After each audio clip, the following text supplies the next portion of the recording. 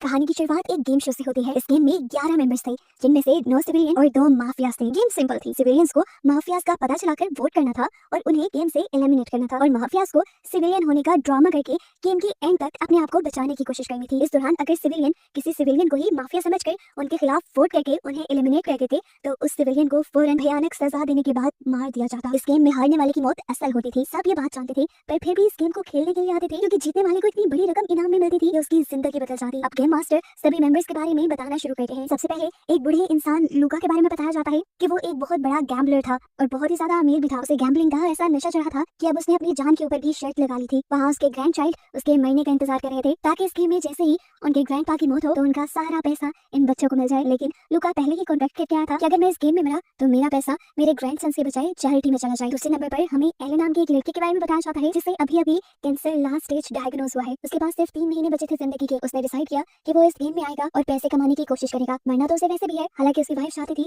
कि वो अपने ये आखिरी दिन अपनी फैमिली के साथ गुजारे, लेकिन उसने अपनी वाइफ की नहीं मानी, क्योंकि उसे लगता है कि इस गेम से वो अपनी फैमिली को मरने से पहले फाइनेंशियली सपोर्ट कर सकता है। इसके बाद गेम मास्टर कंटेस्टेंट 3 और 4 के बारे में बताते हैं कि वो दोनों यहाँ पर पैसे के लिए नहीं आए, ये जेल के कैदी हैं और इन्होंने आजादी पाने के लिए इस गेम में हिस्सा लिया है। असल में गवर्नमेंट का भी इस गेम के साथ एक कॉन्ट्रैक्ट था। जेल का कोई भी कैदी इस गेम में पार्ट ले सकता था। अगर वो जीत जाए तो गवर्नमेंट उसे आजाद कर देती है, जबकि उसका जीता हुआ पैसा गवर्नमेंट के खजानों में चला जाता है। इस छोटे मोटे इंट्रोडक्शन के बाद अब गेम मास्टर ने सबसे पूछा कि बताओ माफिया कौन है। सभी ने अपने आप को सिविलियन जाहिर किया। फिर गेम मास्टर ने कहा कि आप लोगों को सिर्फ 10 मिनट दिए जाएंगे, आप लोगों को वोट करके किसी एक को एलिमिनेट करना होगा। उनका टाइम स्टार्ट हो चुका था। सभी कंटेस्टेंट की फैमिली और फ्रेंड्स ये शो देख रहे थे। गेम में पहला कंटेस्टेंट किसी को भी वोट करने से मना कर देता है, जबकि मेरी नाम की कंटेस्टेंट किलियन का नाम लेती है, यानी उसे एलिमिनेट करने के लिए सिलेक्ट करती है। उसी के साथ पीटर बोल जाता है, हाँ ये माफिया है। इन दोनों को ऐसे एक साथ बोलते देखकर एक आदमी पहचान गया कि उसने इन दोनों को कहीं देखा है। तब हमें पता चला कि मेरी असल में एक बेली डांसर थी और पीटर उसका बहुत बड़ा फैन था। लेकिन एक दिन तूफान की वजह से मेरी का बहुत बुरा एक्सीडेंट हुआ और उसकी दोनों टांगे इस एक्सीडेंट में चली गई। उस दिन के बाद से मेरी का सबसे बड़ा डर ही बारिश, बिजली और तूफान बन गया। डॉक्टर्स ने मेरी को बताया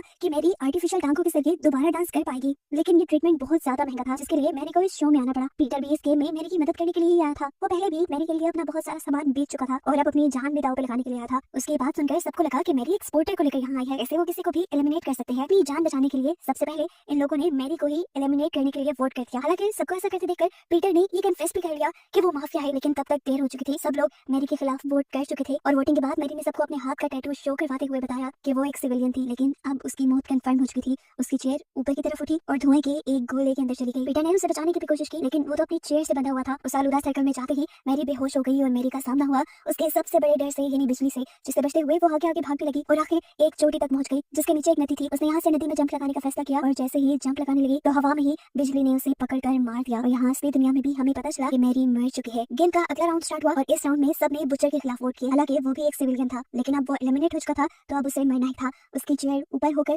उस गोल स्फीयर के अंदर चली गई। बुचर के उस स्फीयर में जाते ही गेम मास्टर ने सबको बताया कि बुचर किसी चीज से नहीं डरता था। उसके डर का पता चलाने के लिए उसका एक साइकोलॉजिकल टेस्ट लिया गया, जिसमें भी पता चला कि बुचर को किसी चीज से डर नहीं लगता, लेकिन वो बेवकूफ लोगों में रहना भी पसंद नहीं करता। इसी वजह से उसकी सजा दूसरे लोगों से काफी मुख्तलिफ थी। अब वो क्योंकि किसी चीज से डरता नहीं था तो उसके डर का सामना करके उसको सजा नहीं दी जाती, बल्कि उसको सबसे डिफरेंट सजा दी जाती है। दिखाया जाता है कि उस स्फीयर के अंदर बुचर को मारने के लिए 2 आदमी आए थे, जो पहले बुचर को अच्छा खासा मारते हैं, लेकिन तब बुचर अपना माइंड इस्तेमाल करता है और जमीन से मिट्टी उठाकर इन दोनों की आंखों में मिट्टी डाल देता है और फिर पास पड़ी बोतल उठाकर उससे इन दोनों के ऊपर हमला करता है और इन्हें मार डालता है। लेकिन ये गार्ड्स तो बार बार मरने के बाद भी जिंदा हो रहे थे, लेकिन बुचर ने हार नहीं मानी और बार बार इनसे लड़ाई करके इन्हें मारता रहा। ये देखकर बुचर के सभी साथी खुश हो गए। आखिर जब वो गार्ड्स भी मर गए तो बुचर को भी लगा कि उसकी जान बख्श दी जाएगी, लेकिन ऐसा नहीं हुआ। एकदम से जैसे उसने पीछे की तरफ पाँव रखा तो उसका पाँव एक पत्थर से टकराकर वो लड़खड़ा गया। जब वो पीछे की तरफ गिरा तो वहाँ बड़ी बड़ी नुकीले सरिये थे जो उसके सर के अंदर घुस गए और उसकी वहीं पर मौत हो गई। बुचर के मरते ही गेम मास्टर दोबारा से टाइमर सेट कर देते हैं और इन लोगों से एक और मर्तबा माफिया के लिए वोट करने को कहते हैं। जब वोट करने के लिए सब आपस में बहस करने लगे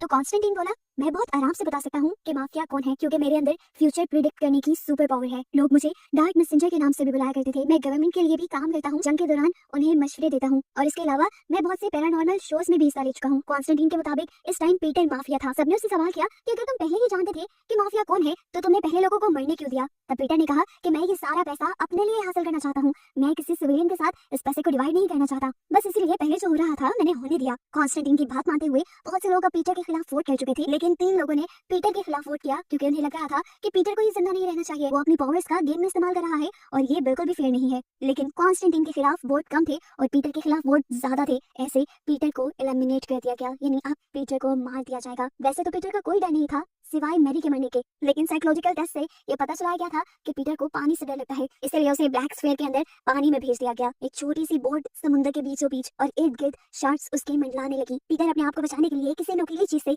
एक शार्क को मार डालता है और बाकी शार्क मरी हुई शार्क को खाने लग जाती है। मौके का फायदा उठाते हुए वो समुद्र में दूसरी तरफ जंप करता है। अपने आप को बचाने के लिए वो तैरकर दूसरी तरफ जाना चाहता था, लेकिन सामने उसे मैरी नजर आ गई जो उसे अपनी तरफ बुला रही थी। पीटर खोकर उसकी तरफ बढ़ गया, लेकिन अचानक से वो मैरी शार्क में बदल गई और उसे खा गई। और ऐसी असली दुनिया में भी बताया गया कि अब पीटर की मौत हो चुकी है। और यहाँ पर इन्हें एक बुरी खबर ये भी बताई गई कि पीटर भी कोई माफिया नहीं था, बल्कि वो एक सिविलियन ही था। गेम मास्टर इन लोगों को बताता है कि जिन 3 लोगों को अभी तक तुम लोगों ने वोट करके एलिमिनेट किया है, वो तीनों के तीनों सिविलियन थे। अभी भी दोनों माफियाज आप लोगों के अंदर ही मौजूद हैं। आप लोगों को उन्हें यहाँ से निकालना है। कहने के बाद गेम मास्टर वॉल्टर के बारे में बताते हैं, जो कि एक मिलिट्री ऑफिसर था, लेकिन उसकी गलती की वजह से उसके बटालियन के सारे फौजी मारे गए। इसी रिग्रेट को खत्म करने के लिए वो यहाँ आया है। इसके बाद गेम मास्टर स्टीवन के बारे में बताते हैं, जो इस टाइम जेल का कैदी था, क्योंकि उससे उसके दोस्तों का एक्सीडेंट हो गया था। इस एक्सीडेंट में उसके 2 दोस्त मारे गए और वो जेल में चला गया। उसका सबसे बड़ा डर था कि वो जेल में न मर जाए। इनकी इन्हीं बातों के दौरान यहाँ पे वोटिंग का टाइम भी शुरू हो जाता है। 2 कंटेस्टेंट की आपस में बहस हो जाती है और वो दोनों एक दूसरे के खिलाफ वोट कर देते हैं। ज्यादा लोग वेंचर के खिलाफ जाते हैं और ऐसे वेंचर एलिमिनेट हो जाता है। लेकिन मालूम पड़ता है इस मरतबा भी इन्होंने गलत चुनाव किया था, क्योंकि वो भी एक आम सिविलियन था।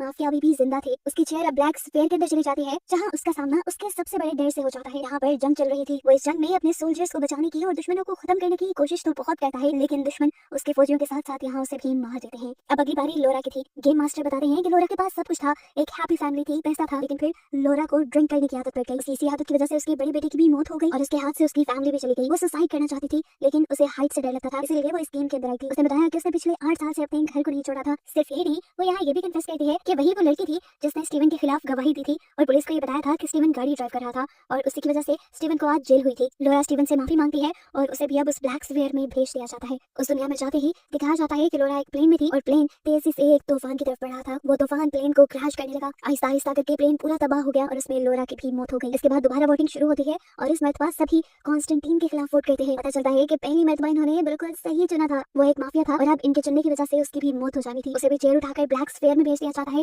जहाँ उसका सामना उसके डर से होता है। उसे बूढ़ा होने से डर लगता था और यहाँ पर उसे बूढ़ा करके बीमार करके मार दिया जाता है। जिसके बाद अब की बार वोटिंग होने पे सबने स्टीवन को एलिमिनेट कर दिया। स्टीवन की भी चेयर को उठाकर उस ब्लैक स्फीयर के अंदर भेज दिया जाता है, जहाँ उसे उसका सबसे बड़ा डर, सबसे बड़ा दुखी दिन दिखाया जाता है, जब आखिरी दिन वो आजादी से अपनी मॉम के साथ गुजार रहा था। लेकिन उसके दिल में दुख था, टेंशन थी। वो जानता था कि आज उसकी आजादी खत्म हो जाएगी और कल से वो जेल में चला जाएगा, जहाँ जेल में जाते ही कैद होते ही उसे सदमा लगता है और वो मर जाता है। अब गेम में सिर्फ 4 लोग बचे थे, जिनमें से एक माफिया था। लोगों को सिर्फ 2 मिनट का टाइम दिया गया सिलेक्ट करने के लिए, लेकिन वोटिंग से पहले ही एक कंटेस्टेंट बोल पड़ा कि कीरा और केट दोनों ही दोस्त थे। उसके कहते ही हमें किरान की कहानी दिखाई जाती है, जो सिर्फ अपने दोस्त के डेट देने पर इस गेम का हिस्सा बना था और इस गेम के शुरू होने से सिर्फ एक दिन पहले वो केट से मिला था। इन दोनों को एक दूसरे से मिलकर अट्रैक्शन फील हुई और इन दोनों ने ही अपनी पूरी जिंदगी के सभी राज एक दूसरे के सामने खोल दिए। केट ने उसे बताया था कि उसे ऊंचाई, रेगिस्तान और सांपों से डर लगता है। साथ ही केट ने उसे ये भी बताया था कि वो एक ऑर्फनेज में पली बड़ी थी। उसे नहीं लगता था कि कोई उसे इस दुनिया में बचाने आएगा या कोई उसे इस दुनिया में प्यार करता है। लेकिन मजे की बात ये थी कि दोनों ने ही एक दूसरे को ये बात नहीं बताई कि उन्होंने गेम में पार्टिसिपेट किया हुआ है और दोनों ही यहाँ एक दूसरे को मिलकर शॉक हो गए थे। इनकी इस बहस के दौरान